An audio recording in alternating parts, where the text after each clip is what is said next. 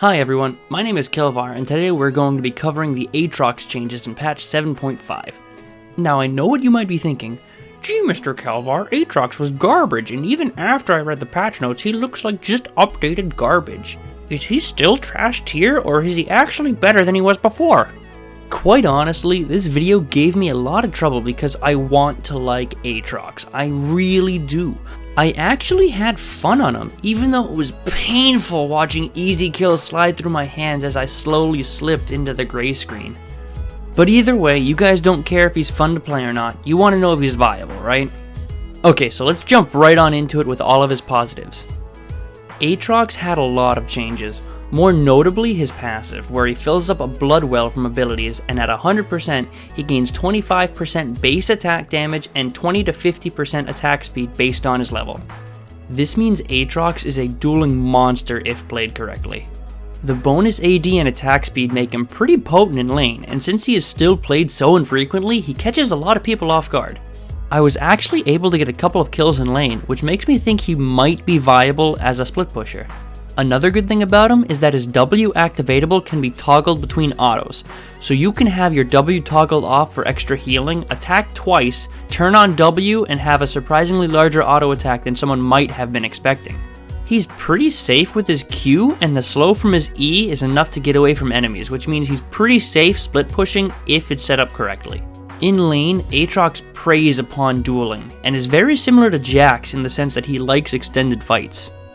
Once he gets his blood well to 100%, during the 4-second duration it continually recharges back to 100 when fighting enemy champions, which means if you're dueling a lane opponent in this procs, you have it the entire duel. Which means he's not too bad in lane, and like I said, he can surprise a lot of people simply due to their lack of knowledge of how he works. That's how you play Aatrox. You throw out your abilities to build up your blood well to either 60 or 80%, then jump on the enemy. Proc your passive, and then surprise him with your bonus AD and attack speed with no thought for your own life. If this works, congratulations, you've successfully cheesed a kill. If not, then that's about where the good things end. His Q was on such a long cooldown that Riot immediately buffed it after 7.5 went live, and even still, it's a lackluster form of engage or CC because it's so easily dodged. His E is so slow and difficult to land that I'm convinced it's slower than an Anivia Q. And his strength is so easily countered that there is effectively no reason to ever pick him if you're playing to win the game. Don't get me wrong, Aatrox is good at what he does, dueling and split pushing, but anything outside of that is pretty much garbage. Sure, if people don't know how to play against him, you could get a couple of cheese kills, but it's really just not worth it. Picking a champion and having your core strategy be, gee, I hope the enemy doesn't know how to play against me, is not the way to win. Aatrox is very similar to Darius in that he gets kited incredibly easily. Only the difference between Darius and Aatrox is Darius turns into a tanky monster, and no matter how you build Aatrox, he just gets blown up in the current meta. I can't tell you how many times I dove into the backline and got CC'd and slowed to death. Well, I could, but I just don't want to because it's an embarrassingly large number. And the kiting makes it incredibly difficult to build your Bloodwell passive. This is why I suggest if you want to play Aatrox, stick to his strength, split pushing and dueling. You will definitely surprise people and get some cheese kills, but I do not suggest trying him in ranked. That sounds pretty sad, huh? Any champion when they get a kill is immediately labeled as a cheese kill, means there's a problem with the champion. He is still so underpowered after the 7.5 rework that Riot immediately implemented a buff, increasing his base health from 537 to 580. That's more than 40 extra health.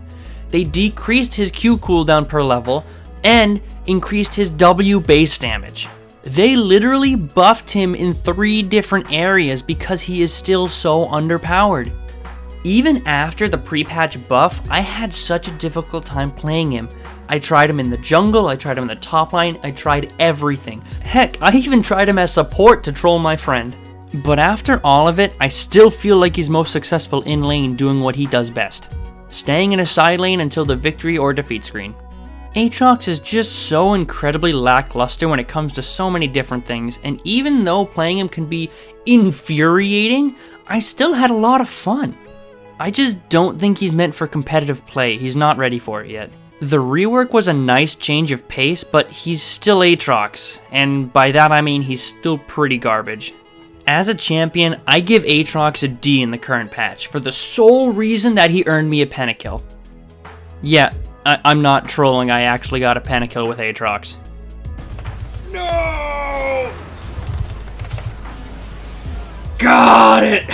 Oh my god. Either way, I hope you all enjoyed this video and learned something about Aatrox. And by hope you learned something, I mean don't play him unless you want to joke around, cheese people, and have fun, because if you're playing to win, Aatrox is not meant for you.